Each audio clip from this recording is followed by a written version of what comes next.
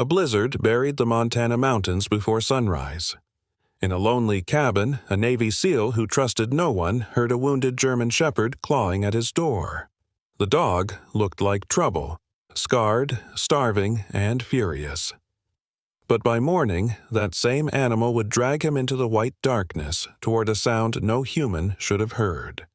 What waited below the snow was not just a rescue. It was a truth buried for 3 years. Before we begin, tell us in the comments what city you're watching from, and if you love heartwarming stories of courage, faith, and loyal animals, please subscribe to support our channel. The first winter storm came early to Montana's Bitterroot Valley, pressing gray clouds low over the pines and turning the lonely cabin into a dark wooden box beneath a sky full of warning. Luke Bennett had learned to trust warnings. At 34, he was still an active-duty Navy SEAL, though the man standing behind the cabin with an axe in his hands looked more like a ghost assigned to chop firewood until Judgment Day. He stood 6'2", broad across the shoulders, lean from years of punishment disguised as training. His dark brown hair was cut short in the old military habit, his jaw square and usually clenched, his pale blue eyes calm in the way frozen lakes looked calm before they cracked. A short beard shadowed his face, not from style, but because shaving felt like one more conversation with a mirror he did not want to have. To strangers, Luke seemed controlled, almost cold. To the few men who had served beside him, he had once been steady, dry-humored, the kind of man who could make a joke about bad coffee while bullets chewed bark from the trees around him. But that version of him had been left somewhere overseas, buried under smoke, rotor wash, and a mission report nobody wanted to read twice. 2 weeks earlier, his commanding officer, Commander Daniel Hayes, a narrow-faced man in his late 40s with iron-gray hair, tired brown eyes, and the careful voice of someone used to ordering brave men into terrible places, had handed Luke the keys to this remote cabin. Hayes was not unkind. If anything, his kindness made the order harder to swallow. "Mandatory psychological leave," he had said, as if naming the wound could make it smaller. Luke had taken the keys without argument. SEALs obeyed orders, even the ones that felt like exile. Now he lived by routine because routine was the last fence between him and the memories. He woke at 400, before the sun touched the ridgelines. He ran 5 miles through snow that bit at his calves. He returned, ate plain oatmeal standing at the kitchen counter, cleaned the same rifle twice though it did not need cleaning once, then chopped wood until sweat cooled on his back and his left hand stopped trembling. He did not need so much wood. The cabin's covered porch was already stacked high with split oak, but labor had weight. Labor had shape. Labor did not scream in the dark. At night, sleep betrayed him. The helicopter always came first, the deep thudding blades rolling through his skull like a war drum from some ancient, merciless god. Then came the flash, the sand, the voice on the radio breaking into static, and Luke reaching for someone he could not save.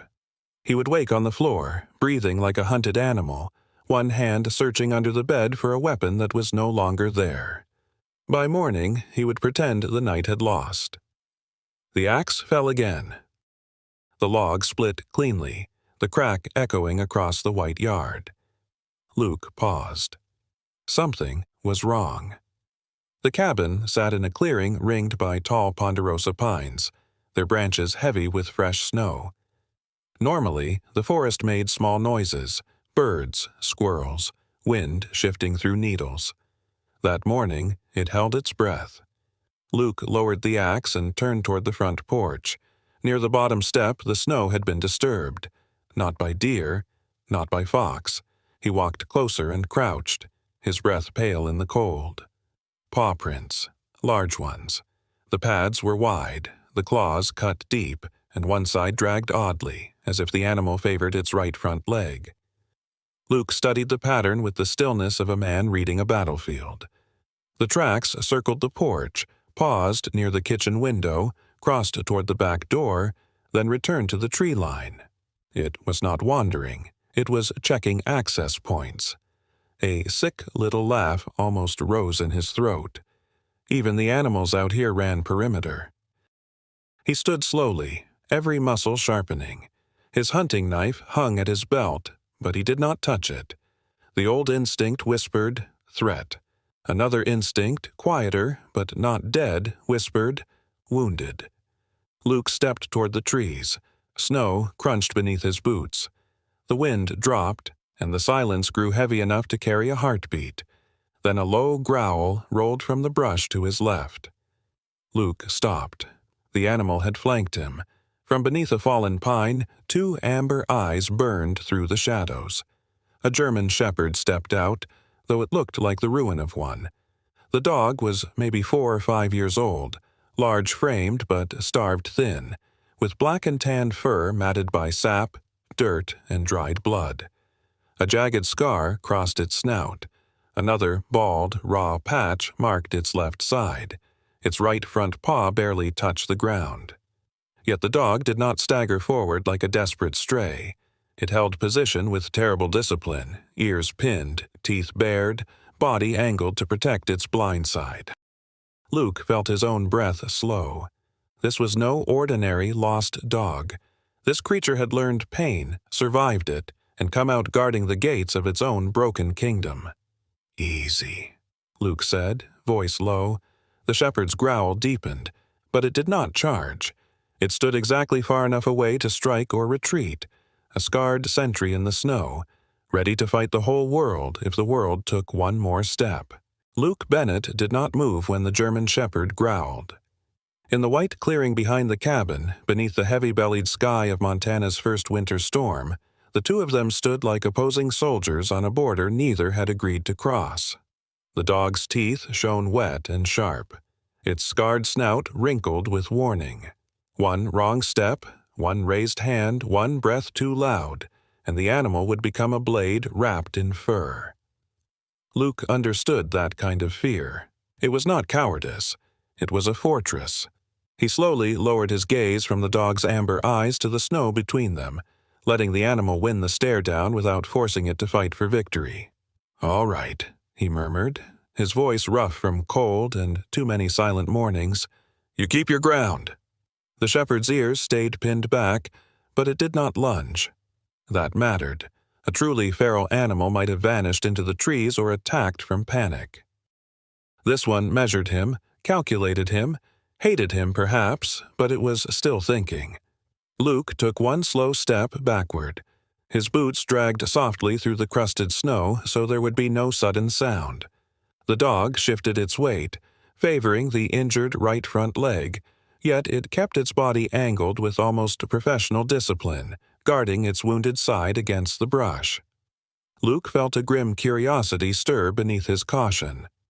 Most strays did not flank a man, check a cabin's windows, and hold distance like a trained sentry.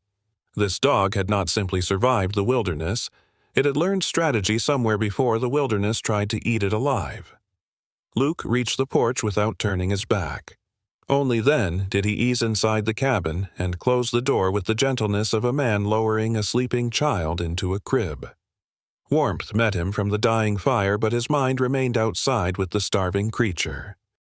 He stood in the kitchen, hand resting against the counter, listening for claws on wood, for a bark, for the wet silence of retreat. Nothing came. On the wall near the stove hung the satellite phone he had refused to use except for mandatory check-ins. He could call wildlife control. He could call the nearest ranger station. He could report an aggressive injured dog near his temporary military cabin and let someone else handle it with cages, tranquilizer darts, and thick gloves. The thought should have comforted him. Instead, it made his stomach tighten. He had seen enough frightened creatures handled by people who mistook control for mercy. He opened the small refrigerator and pulled out a packet of raw venison wrapped in butcher paper from the last town supply run. The meat was dark, cold, and clean in his palm. When he stepped back onto the porch, the dog was still there, now closer to the chopping block, nose working over the air, ribs lifting beneath its filthy coat. Hunger dragged it forward. Memory held it back. Luke crouched on the top step, careful to make himself smaller. He did not smile. Smiles showed teeth, and men had dressed many threats in friendly faces. "You're hungry," he said, as if speaking to a wounded man across a battlefield. "That doesn't mean you owe me anything." He placed the venison on the lowest step and withdrew his hand. Then he backed through the door and closed it, leaving the offering where the dog could take it without surrender. The scramble came almost at once. Claws struck wood. A shadow flashed past the window. Luke stood inside with his hand on the latch and watched through a narrow gap in the curtain. The German shepherd seized the meat, but instead of running, it froze on the step. Jaws clamped around the food, eyes locked on the door. Even starving, it would not eat with its back turned. It chewed quickly, violently, swallowed, then retreated to the tree line as if ashamed of needing anything from a man. That, more than the scars, stayed with Luke. The next morning he found no dog on the porch, only blood-flecked snow and a single set of prints leading into the pines. His old routine waited for him like a strict priest. Run, oatmeal, weapon maintenance, wood. But now something lived at the edge of that routine, a dark question with amber eyes. Luke ran his 5 miles through shin-deep snow, his breath burning, his left hand trembling less by the 3rd mile. He returned, cut another strip of venison, and placed it on a flat rock 20 feet from the trees. Then he walked away. The dog appeared only after Luke had resumed chopping wood. It slipped from the pines like smoke from a battlefield fire, head low, tail stiff, every bone showing under the matted black and tan coat. It smelled the meat, stared at Luke, and waited. Luke raised the axe, split a log, and pretended not to watch. The dog took the meat and vanished. On the 2nd day, he placed the food 3 feet closer to the cabin. On the 3rd, 3 feet closer again. A funny thing happened during those days, though Luke would not have called it funny in front of anyone. His schedule, once built to keep ghosts out, began making room for a living creature. He still woke before dawn, still ran until his lungs hurt, still cleaned gear that needed no cleaning, but now he saved meat scraps in a tin bowl and checked the tree line before checking the weather. He began speaking, not because he expected an answer, but because silence had become too crowded with the dead. "You're stubborn," he said on the 3rd afternoon, sitting on the porch with his elbows on his knees while the dog watched from the pines. "That makes 2 of us." The shepherd's ears twitched. Luke studied it in the pale light. The dog was male, large-framed despite starvation, probably 4 or 5 years old, with a deep chest, long legs, and the remnants of a powerful working build. Under the dirt and dried blood there was dignity in him, the ruined dignity of a fallen knight still refusing to kneel. His eyes were not wild. They were tired, suspicious, and terribly intelligent. Luke had known men with that same look, men who laughed too loudly in bars after deployment because quiet rooms frightened them. "Shadow," Luke said suddenly. The name left his mouth before he waited. The dog stiffened. "Yeah," Luke continued, voice low. "That fits. You stand where the light can't reach, but you're always there." Shadow did not come closer, but he did not leave. That was enough. By the 4th day, Shadow stopped disappearing immediately after feeding. He lingered at the tree line, half hidden behind a ponderosa trunk, watching Luke stack wood. Once, when Luke dropped a log and the sound cracked like a rifle shot, the dog dropped flat to the snow before Luke's own pulse had finished spiking. Not fear alone, Luke realized. Conditioning. The dog recovered fast, scanning left, then right, then back to Luke. A civilian pet would have bolted. Shadow searched for the source of fire. Luke's throat tightened with recognition. "Who made you like this?" he whispered. Shadow only stared back, and in that stare Luke felt an accusation older than words. Humans had made him useful, then humans had made him afraid. Late that afternoon, the wind sharpened. Clouds rolled over the ridges, low and iron dark. Luke carried a larger piece of meat to the bottom of the porch steps and sat on the 2nd step from the top. He held the food loosely in one hand and rested the other palm open on his knee. "Come on, Shadow." The dog emerged slowly. His wounded paw barely pressed the snow. 10 feet, then 8, then 5. He stopped at the base of the steps, trembling with cold and distrust. Luke did not reach. He did not coax. He simply waited, though waiting scraped against every broken part of him. Shadow climbed one step. The wood creaked. Both of them held still. Then the dog stretched his neck forward, not to bite the meat, but to smell Luke's bare knuckles. His nose was icy and wet against the skin. Luke felt the faintest brush of breath, the animal reading him in a language no man could fake. At last, Shadow took the meat gently. His teeth grazed Luke's fingers without pressure. No violence, no surrender either. Just a narrow bridge laid across a canyon. When the food was gone, Shadow remained on the step, close enough for Luke to see snowflakes melting on the old scar across his muzzle. Luke slowly turned his hand palm up, stopping an inch from the dog's neck. The choice belonged to Shadow. For several long seconds, the shepherd stood rigid. Then, with the gravity of a king granting peace after a long war, he leaned forward and pressed his scarred head into Luke's open hand. Luke did not smile. He only bowed his head slightly, because some victories were too sacred for noise. The storm gathered above them, dark and waiting, while man and dog remained on the porch, neither healed, neither safe, but no longer entirely alone. The storm arrived before sunset, not as falling snow, but as a siege. By late afternoon, the Bitterroot Valley had vanished behind a wall of white, and the tall pines around Luke Bennett's cabin bent under the wind like old men bowing before an angry winter god.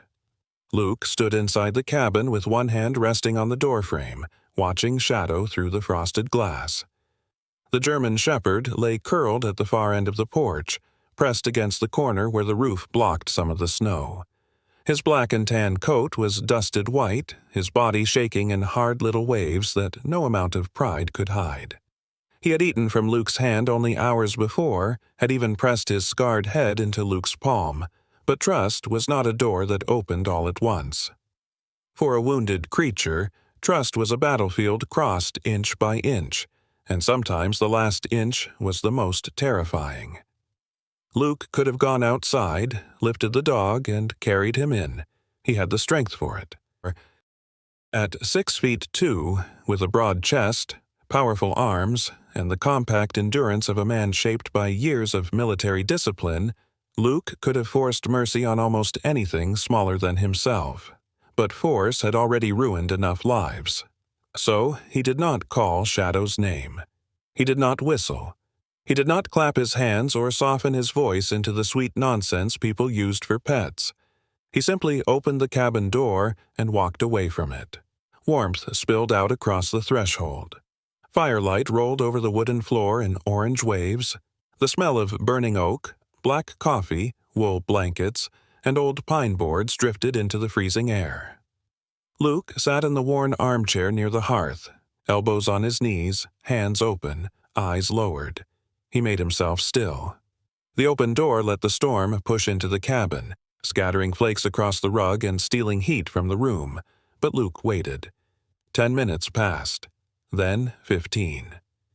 Shadow lifted his head. His amber eyes reflected the fire like 2 small lanterns found in the ruins of a church. He stared into the cabin, not at the warmth first, but at the corners, the windows, the shadows under the table, the space beneath Luke's cot. Even half-starved and half-frozen, he was clearing the room. Luke noticed every movement. The dog's nose worked the air. His ears shifted independently, listening for hidden danger. At last, Shadow rose. His injured right paw touched the boards, then lifted again. He limped to the doorway and stopped with his front feet just outside and his breath fogging in the warmer air. The wild part of him still belonged to the storm. The broken part of him wanted the fire.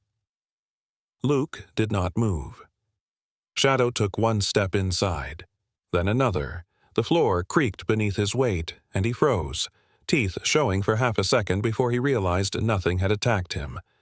Slowly, painfully, he crossed the threshold. Luke rose only when the dog was fully inside. He walked around Shadow in a wide half-circle, closed the door, and turned the latch gently. The storm became a muffled roar behind the walls. Shadow flinched at the click, then lowered his head and limped toward the hearth. He collapsed on the thick rug with a sound too tired to be called a sigh. Luke gave him several minutes with the fire. Then he went to the cabinet above the wash basin and took down his military medical kit, a hard green case scratched from deployments and marked with faded tape. When he returned, Shadow's eyes followed the case with suspicion. "I know," Luke said quietly. "People with tools usually mean trouble." He sat cross-legged 3 feet away, opened the kit slowly, and laid everything out where the dog could see it. Clean gauze, antiseptic, tweezers, a small pair of scissors, a towel, and a bowl of warm water. Shadow's lip lifted. Luke stopped. He waited until the growl faded, then dipped the towel into the water. "Your choice," he murmured. "But that paw's going bad." Shadow stared at him with the exhausted fury of a soldier who had been told to hold a position long after reinforcements stopped coming. Then, inch by inch, he dragged himself closer. Luke began with the paw. The fur around it was clotted with dirt and ice. When he touched the swollen pad, Shadow jerked back and snapped his teeth near Luke's wrist, not biting, only warning. Luke did not punish him. He did not even pull away fast. He froze, waited, then tried again with slower hands. This time, Shadow trembled but allowed it. Luke cleaned away the mud and blood until he found the problem. A thin splinter of dark wood buried deep between the pads. "There you are," Luke whispered. With the tweezers, he gripped the splinter and pulled it free. Shadow whined low, a raw sound that seemed to come from years rather than from one wound, but he did not bite. Luke cleaned the cut with antiseptic. The dog's muscles quivered beneath his ruined fur. Next came the raw patch on his left side, where skin showed red and blistered beneath missing hair. Luke cut away a few matted clumps, washed the wound, and covered it lightly. He worked with the careful focus he had once used on injured teammates under gunfire, when panic was a luxury and gentleness had to move quickly. As he cleaned the old scar across Shadow's snout, his thumb paused near the jagged line. Someone or something had left that mark with violence. Luke felt anger rise in him, cold and precise, but Shadow looked up at that moment and the anger softened into something more dangerous. Grief. "You made it this far," Luke said. "That counts." When the wounds were dressed, Shadow did not crawl away. He lowered his head onto Luke's boot and closed his eyes. The gesture was small, almost accidental, but it struck Luke harder than praise ever had. He cleaned the supplies, banked the fire, and turned off the cabin's main light, leaving only the hearth to paint the room in gold and shadow. Later, Luke lay on his narrow cot fully dressed, one arm over his chest, listening to the storm and the dog's breathing. For the first time in weeks, the cabin did not feel empty. Sleep came quietly, then turned traitor. The helicopter returned. Blades hammered the sky. Dust filled his mouth. Someone shouted his name through a radio, drowned in static. Luke saw the flash again, white and merciless. He reached for a teammate's harness and caught nothing but smoke. "No," he rasped, twisting on the cot. "Grab the line." His left hand clawed at the blanket. His chest seized. The cabin disappeared. Montana vanished. He was back in the burning dark, young men screaming through comms, the world splitting open beneath them. Then a weight struck his chest. Not an enemy, not debris. Warm breath flooded his face. A rough tongue dragged across his cheek. Shadow stood over him, front paws planted carefully on his torso, scarred snout pressed against Luke's jaw.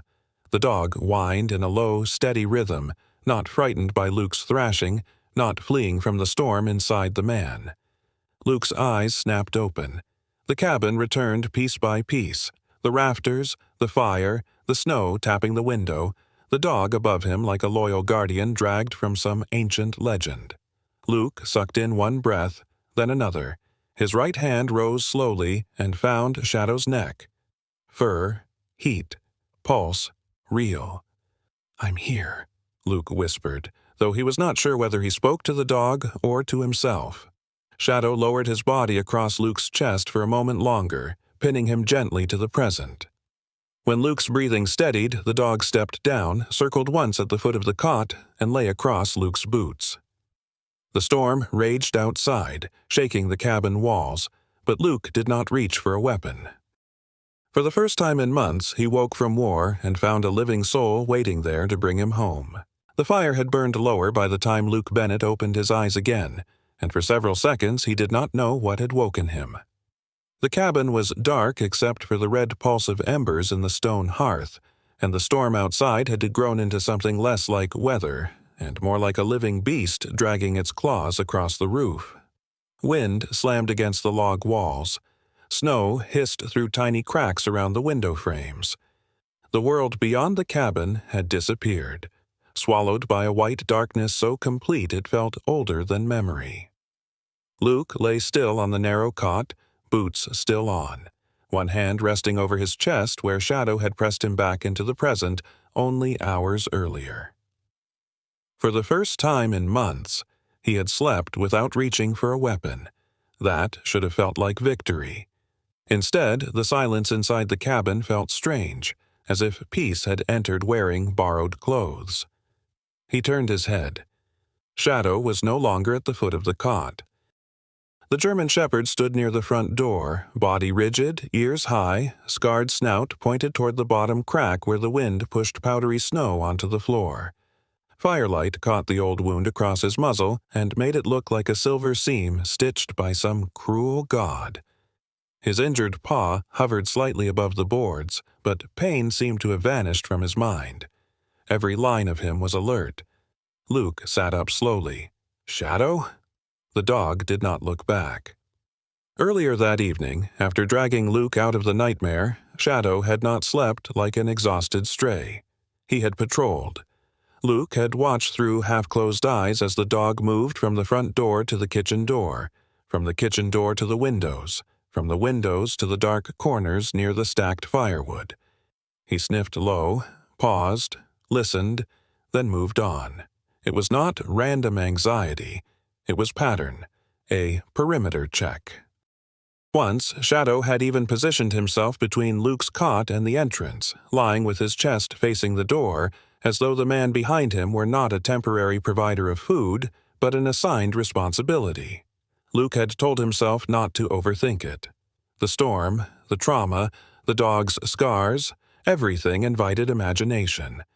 But now, watching that wounded animal stand like a sentry carved from shadow and bone, Luke felt the old tactical part of his mind rise fully awake. Something had changed. He eased off the cot without letting the boards creak.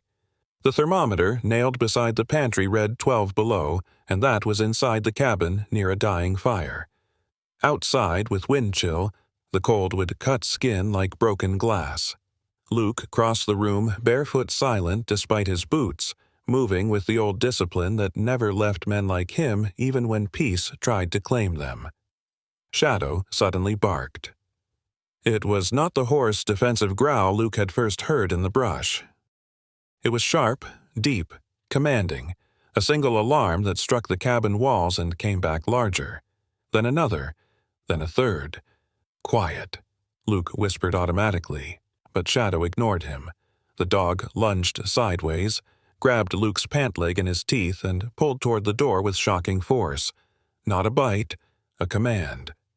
Luke planted one hand against the wall to keep balance. "Easy."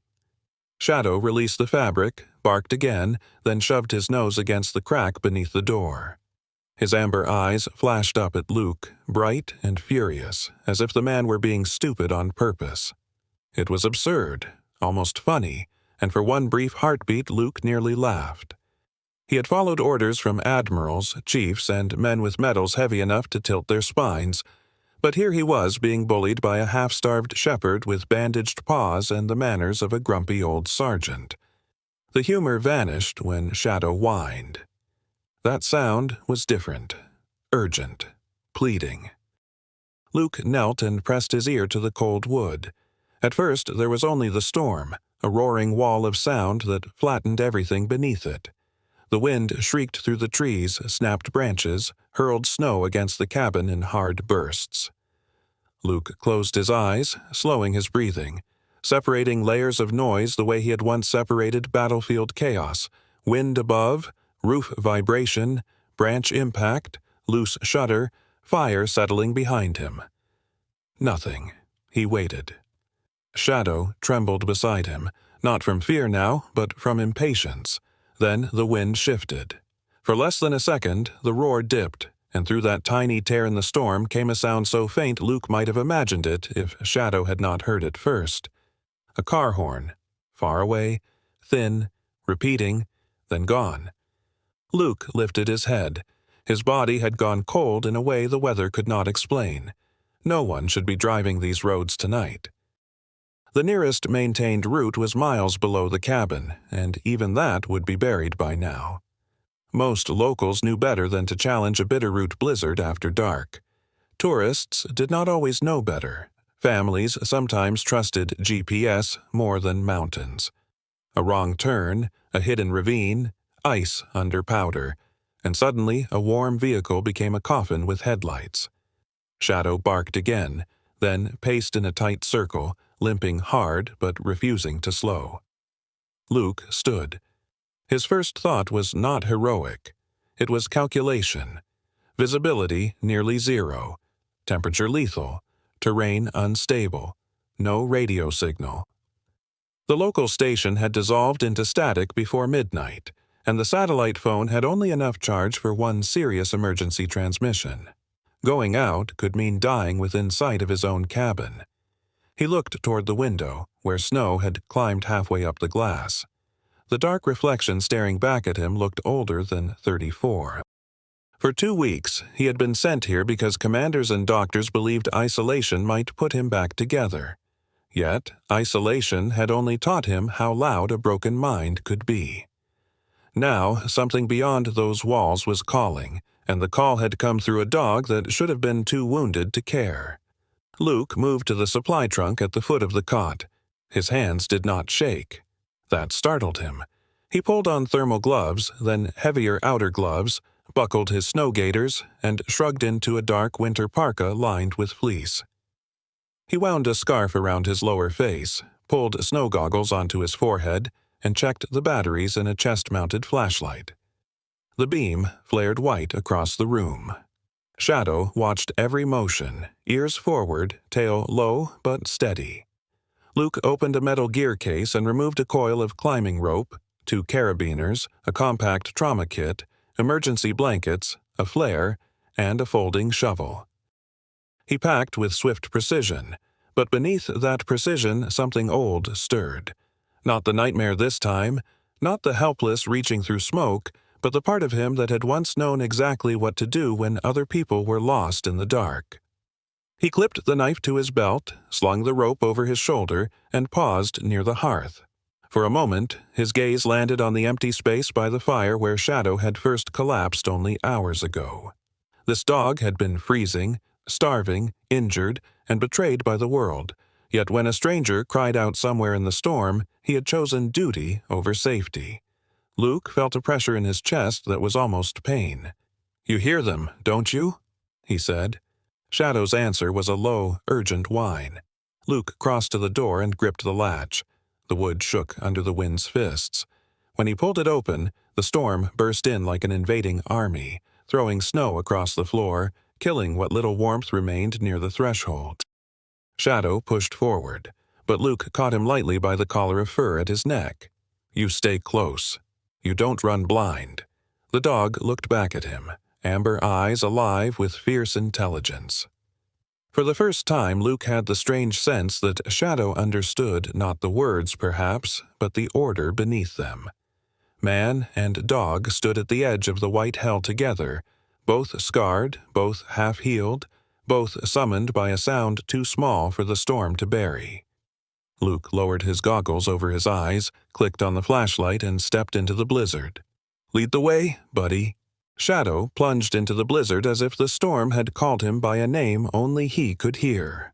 Luke Bennett followed close behind, one gloved hand gripping the rope coil across his shoulder, the other steadying the chest-mounted flashlight that cut a weak tunnel through the white madness. The world beyond the cabin was no longer the Montana forest he had studied during morning runs. It had become a frozen battlefield without gunfire, a place where every pine tree appeared and vanished like a ghost, where the wind shoved against his chest with the rude confidence of an enemy twice his size. Shadow moved ahead with his nose low, injured paw striking the snow in uneven rhythm, yet he did not wander or panic. He chose the shallowest drifts, skirted fallen branches, and paused at every shift in the wind as if reading invisible orders written in scent. Luke had followed point men through worse places, men with rifles and radios and maps marked in red. Never had he placed this much trust in a starving dog he had known less than a week. The thought should have seemed ridiculous. Instead, it felt strangely right, as if some ancient hand had placed both of them in the storm and whispered, "Now walk." They pushed through the pines for nearly 20 minutes before Shadow stopped so suddenly Luke almost crashed into him. The dog stood at the edge of a steep drop, shoulders tense, ears forward, barking down into a darkness that swallowed sound. Luke dropped to his stomach and crawled the last few feet, spreading his weight carefully over the snow crust. He knew this ravine. In daylight, it cut through the valley like a scar left by some giant blade, 50 feet deep with jagged stone walls and a creek frozen beneath layers of ice. In summer, hikers photographed it. In winter, it waited politely for mistakes. Luke unclipped his flashlight and aimed the beam downward. At first, he saw only snow spinning in the air. Then the light caught metal. A dark SUV lay upside down at the bottom of the ravine, half buried in a drift, its roof crushed inward, 4 wheels pointed toward the storm like the legs of a dead beetle. The horn had stopped. That silence was worse than any alarm. Thin, gray smoke curled from the smashed engine compartment and vanished in the wind. "Damn it," Luke breathed. Shadow barked once more, not fearfully, but with the hard insistence of a sentry reporting contact. Luke backed from the edge and found a thick ponderosa pine rooted several feet from the drop. He looped the rope around the trunk, tied a fast tactical knot, pulled until the bark groaned, then clipped the other end to his harness. His hands worked without hesitation. The old machine inside him, the one war had built and grief had failed to dismantle, came alive with purpose. "Stay," he told Shadow. The dog's amber eyes flashed through the snow. Luke stepped backward over the ledge and descended into the ravine, boots scraping rock beneath the powder, rope biting into his gloves. The wind tried to peel him off the cliff. Snow slapped his goggles. Twice his boot slipped on hidden ice, and twice he corrected without wasting breath on fear. When he reached the bottom, the cold hit differently. The ravine trapped the air in a deadly bowl. He waded waist-deep through the drift toward the SUV and wiped snow from the shattered rear window. Inside, a little girl no older than 6 shivered upside down in the back seat, held awkwardly by her belt, her small arms wrapped around a soaked brown teddy bear with one missing button eye. She had honey-blonde curls plastered to her forehead, round cheeks pale with cold, and blue eyes too large for her tiny face. Terror had made her silent except for one thin whisper. "Mommy?" In the front passenger seat hung a woman in her early 30s, slender and long-limbed, with fair skin, auburn hair darkened by melted snow and blood, and a narrow, gentle face now streaked with red from a wound above her temple. This was Sarah Collins, though Luke did not know her name yet. Even half-conscious, she kept twisting her head toward the back seat, trying to see her child, because some mothers could be dragged to the edge of death and still reach first for the small life behind them. In the driver's seat was Mark Collins, Sarah's husband, a man in his late 30s with a sturdy build, broad hands, sandy brown hair, and a short beard along a square jaw that looked made more for honest work than comfort. His flannel jacket and cracked knuckles suggested a man used to fixing things himself, perhaps a contractor or ranch mechanic, the kind of father who probably believed he could get his family home before the storm worsened. Now he hung unconscious against the seatbelt, his face gray, legs pinned beneath the bent steering column. Luke forced his voice calm. "I'm getting you out." Lily blinked at him through tears. "Is my mom dead?" The question struck Luke harder than the cold. "No," he said firmly. "She's fighting. So are you." He smashed the remaining glass from the rear window with the butt of his knife, cleared the jagged edges with his boot, and crawled halfway inside. The vehicle smelled of antifreeze, blood, wet upholstery, and fear. He cut Lily's belt first, catching her before she fell, then pulled her through the broken window into the storm. She was shockingly light, a bundle of bones, red winter coat, frozen mittens, and trembling breath. The teddy bear remained locked in her fist like a sacred relic from a kinder world. Luke wrapped her in an emergency thermal blanket and looked up toward the ridge. "Shadow!" The German shepherd appeared above, then vanished along the side slope, refusing the dangerous straight drop. A moment later, he scrambled down a narrow animal path, sliding through loose powder, claws digging, wounded paw folding and recovering beneath him. Pain did not stop him. Duty had swallowed pain whole. Luke guided him beside Lily. "Cover!" Shadow obeyed instantly. He curled his large body around the child, pressing his chest and flank against the blanket, laying his scarred head near her boots. Lily, too cold to be afraid, buried her face into the dog's neck. Shadow did not flinch. He became a wall of living warmth between the child and the white world trying to take her. "Good boy," Luke said, and the words came out with a reverence he had not intended. Sarah moaned from the front seat. Luke turned back to the SUV. The snow above them shifted with a deep, muffled groan. He looked up. The overhanging cornice along the ravine wall had cracked in a long, crooked line. Not yet falling, but thinking about it. Luke's pulse steadied into something cold and useful. He crawled through the broken side window toward Sarah, bracing one boot against the ceiling that had become the floor. "Ma'am, I'm Luke. I'm going to cut you loose." Her green eyes fluttered open, unfocused but fierce when they found the child-shaped bundle beside Shadow. "Lily," she whispered. "She's warm. My dog has her." It was an absurd sentence, but Sarah seemed to understand enough to stop fighting him.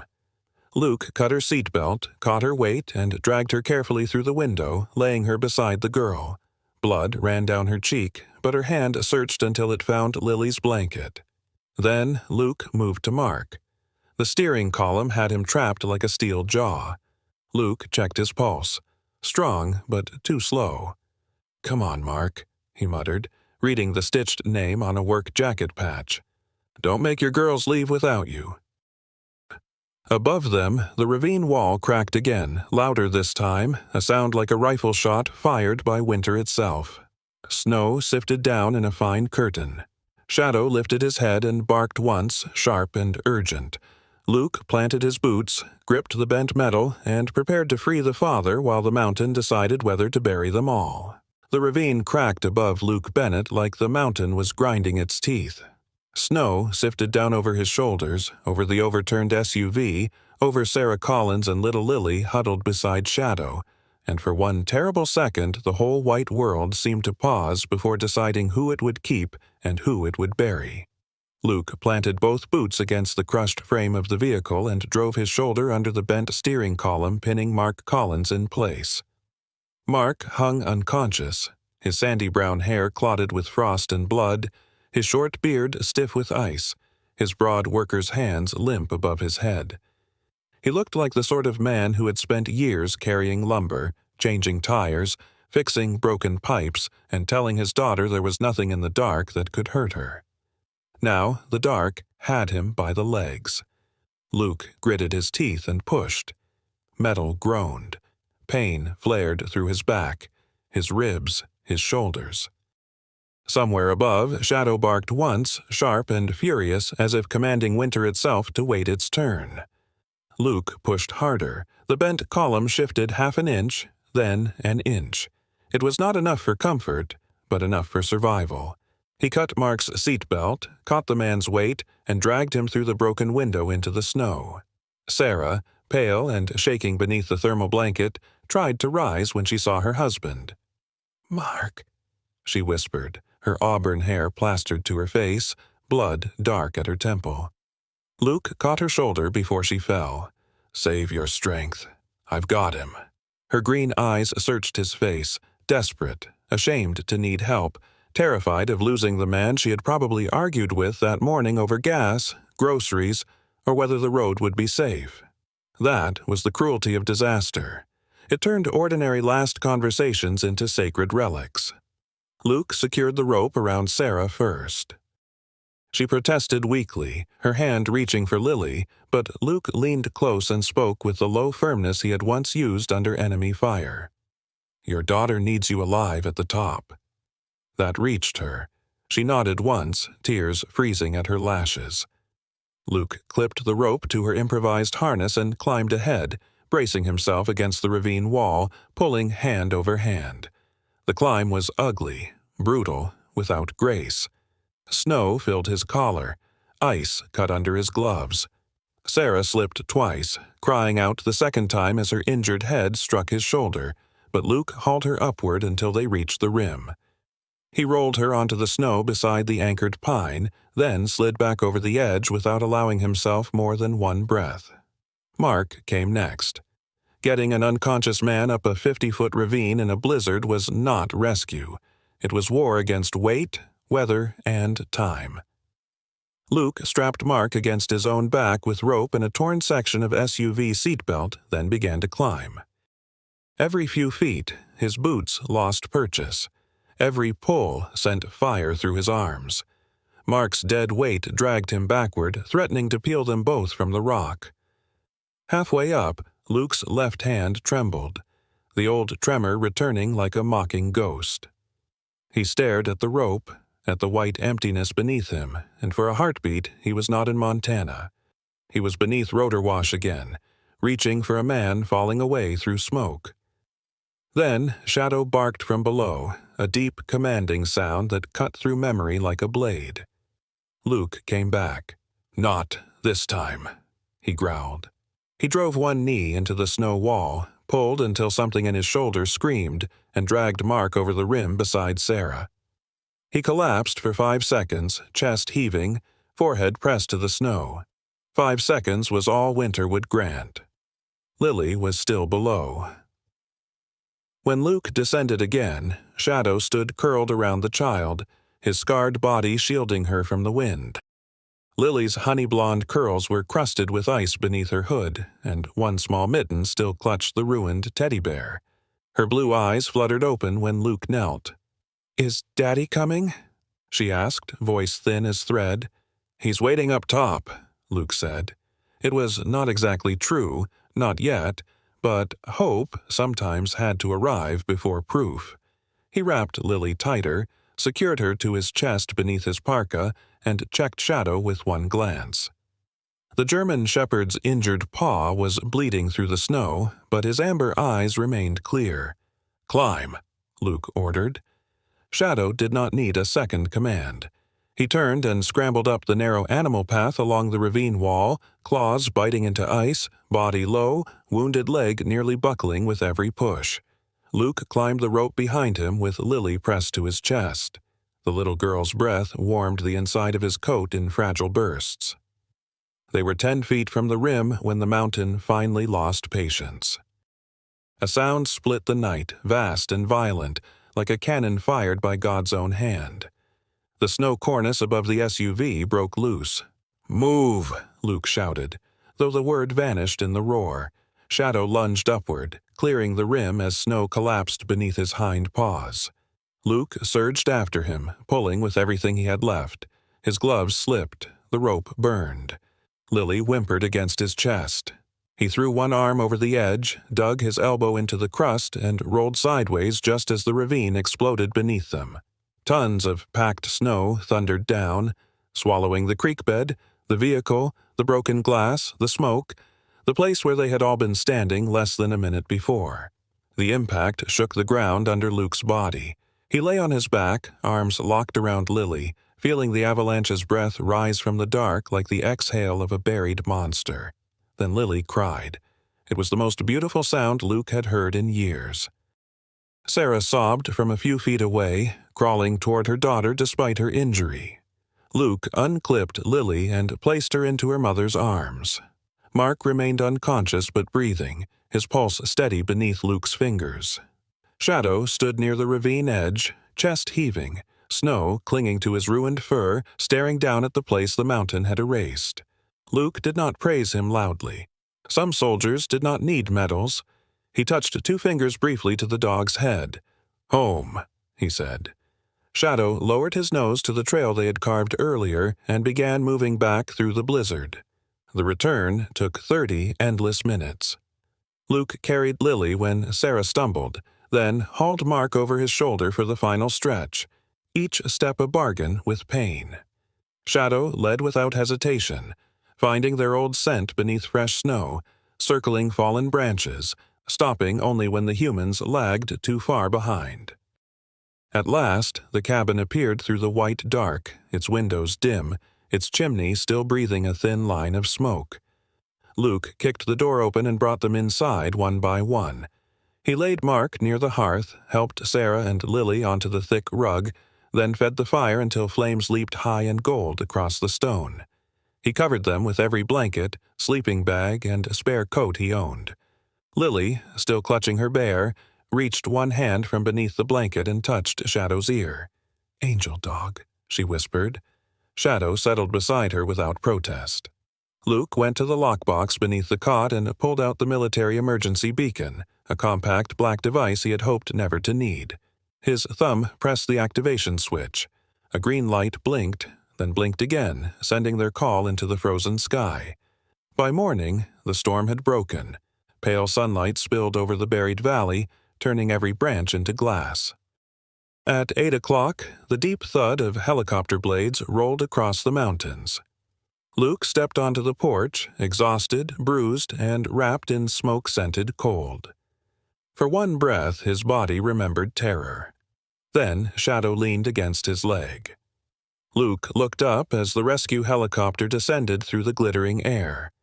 This time, the sound of rotors was not a nightmare returning. It was life coming back for them all. The helicopter settled into the clearing like a great orange bird of mercy, its rotors beating the pale Montana morning until snow rose around it in shining clouds. Luke Bennett stood on the porch with one hand resting on Shadow's neck, feeling the dog's pulse under scarred fur while the sound that had once dragged him into nightmares now rolled through the valley like a hymn of rescue. From the cabin behind him came the low voices of medics, the rustle of foil blankets, and Sarah Collins whispering Lily's name as though the child's name itself could keep her alive. The first paramedic through the door was Jenna Morales, a compact woman in her early 40s with warm brown skin, dark hair tucked under a Navy rescue cap, and sharp black eyes that missed nothing. She moved with brisk kindness, the kind earned from years of walking into other people's worst mornings and refusing to be swallowed by them. Her partner, Evan Brooks, was a tall, broad man with a shaved head, a reddish beard, and gentle hands that seemed almost comically careful for someone built like a linebacker. Together they checked Mark's pulse, stabilized Sarah's head wound, and wrapped Lily in heated blankets while the little girl refused to let go of her battered teddy bear. When Jenna knelt beside Lily, the child opened her eyes just enough to point at Shadow. "Angel dog," she whispered. Jenna glanced at the German shepherd, saw the bandaged paw, the old scars, the hollow ribs, and her expression softened. "Looks like he saved more than one soul last night." Luke said nothing. Praise felt too small for what had happened in the ravine. He watched the medics carry Mark out first, then Sarah, then Lily, who lifted one tiny mitten toward Shadow before the wind took her into the helicopter's roar. Sarah turned her pale, bruised face toward Luke from the stretcher. Her auburn hair was tangled around her cheeks, and pain had made her look fragile, but the strength in her eyes remained. "You brought us back," she said. Luke looked down at the dog leaning against his leg. "We did." When the helicopter lifted away, the clearing grew strangely quiet. Not peaceful, exactly. More like the silence after a church bell stops ringing. Snow glittered beneath the new sun. The ravine, hidden beyond the trees, held its secret under tons of ice. Luke had just begun to feel the weight of exhaustion settle into his bones when two snowmobiles growled up from the lower trail. The man who climbed off the first was Sheriff Robert Harris, a 61-year-old local lawman with a square weather-browned face, thick gray eyebrows, and a neatly trimmed white mustache that gave him the look of a retired cavalry officer who had accidentally wandered into the modern age.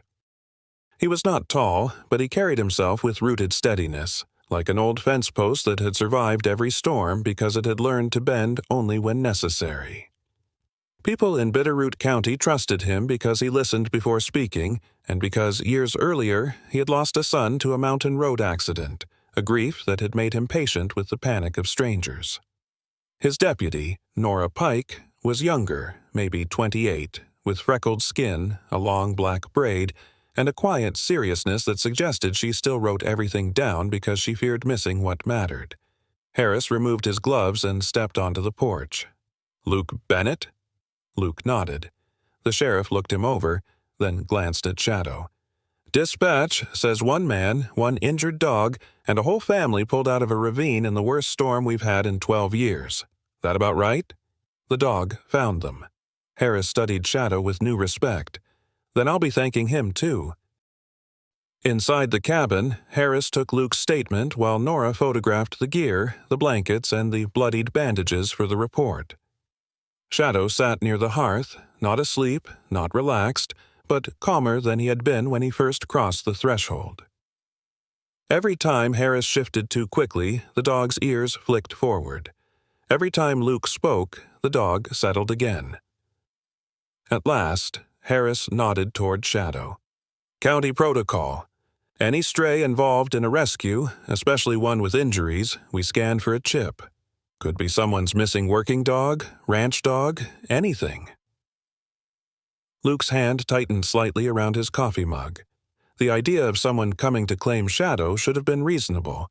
Instead, it felt like a door opening beneath his feet. "Move slow," he said. "He's been through enough." Harris approached gently, crouching low, scanner in hand. Shadow stiffened, lip twitching, but Luke gave one quiet command. "Easy." The dog held. The scanner passed over the back of his neck. Once, twice, then it beeped. Harris glanced at the small screen. His face changed. The easy lines around his eyes vanished, replaced by confusion, then disbelief. "That's odd." Luke stood. "What?" Harris tapped the device, then checked the tablet Nora handed him. "This isn't a civilian registry." The cabin seemed to shrink around them. "Read it," Luke said. Harris swallowed. "Department of Defense classification. Naval Special Warfare K-9 unit." Luke's breath stopped halfway into his chest. The sheriff continued, slower now, as if each word were a stone being lowered into deep water. "Service name, Titan." The name struck the room like thunder. Shadow's head snapped up. His ears rose fully for the first time. His tail hit the wooden floor once, hard. Luke could not move. 3 years fell away, and he saw another night, another sky, a black drop over the mountains of Eastern Europe.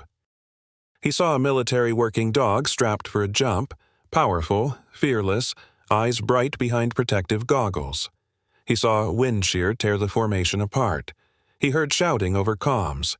He remembered reaching, missing, watching a dark shape vanish below the clouds. They searched for 5 days. They found shredded gear, broken branches, no body. The report had used clean words. Missing. Presumed killed. The team had used one word only, gone on. Luke looked at the scarred shepherd by the fire. Not Shadow, not a stray. Titan. The K-9 teammate he had mourned without ever being allowed to bury. "Titan," Luke whispered. The dog rose despite his wounded paw and crossed the room with a sound between a whine and a sob. Luke dropped to his knees. Titan pushed his head into Luke's chest so hard it nearly knocked him backward. The tremor that had haunted Luke's left hand went still as his fingers buried themselves in the dog's rough fur. Harris turned away, pretending to study the tablet because some miracles deserved privacy. Luke pressed his forehead to Titan's neck. Welcome home, soldier. Months later, the Navy officially retired Titan from service and granted Luke permanent custody after medical evaluation proved the dog could no longer deploy but could still live, heal, and love. Mark and Sarah Collins recovered, and Lily sent drawings every few weeks. A scarred German shepherd with wings, a cabin under snow, a tall man holding a leash beneath a yellow sun. Luke kept them on the refrigerator. He did not leave the Navy in bitterness. Instead, he transferred into K-9 training and veteran recovery support, helping other wounded handlers learn that healing sometimes entered quietly, on four paws covered in scars. In the cold valley where winter had once seemed like a curse, Luke and Titan found a home built not from forgetting, but from returning. Two soldiers believed lost to different wars had finally come back to each other. Sometimes the greatest miracles do not arrive with thunder, lightning, or a voice from the heavens. Sometimes they come limping through the snow, covered in scars, hungry, afraid, and still brave enough to lead someone else back to life. Luke thought he had been sent to that lonely cabin to be forgotten, but God had placed a wounded dog on the edge of his sorrow to remind him that no soul is ever truly beyond reach. Titan was not just rescued. He became the rescue. And that is how life often works for all of us. The person, animal, or moment we think we are saving may be the very gift sent to save us. So, if your heart feels tired, if your days feel cold, or if you are carrying a grief no one can see, remember this. Love can still find you in the storm, loyalty can still return after years of silence, and miracles may be closer than they appear. If this story touched your heart, please share it with someone who needs hope today. Comment where you are watching from, and subscribe to our channel for more stories of courage, faith, and the quiet miracles that remind us we are never alone. May God bless you and your loved ones with peace, protection, healing, and the strength to keep walking through every storm.